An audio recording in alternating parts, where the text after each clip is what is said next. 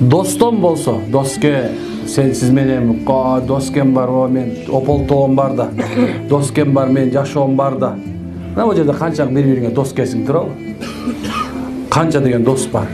Бар да дос, сенсиз мен кантип жашамак элем, сен болбосоң кандай. Конечно, азырында бойдок кезде дос болот.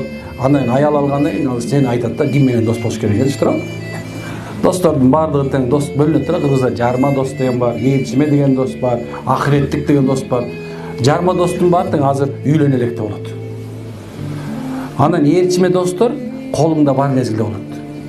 Ахиреттик достор качан сен күнөөгө батып, кыжалат болуп жашооңо турганда, досум койсоңчу кел, кой токтот, Алла жолуна түшсөңчү, кел сабактарга келсеңчи деген, мына ушулар сен ахиреттик достор болот. Булар бул дүйнөдө тиштабайт, ахиретте да тиштабайт. Бирок ахиретте бир нерсеси ушул. Алар аттың ушул менен дос болбой эле койсом болсочу, ушунун аркасынан ээрчибей эле койсом эмне болмок? Аттың деп өзүнүн ээрчиген досторунан кулактарын ушундай кылып алып, көздөрүн жумуп алып качат экен кыяматта. Мына ушундай дос болот.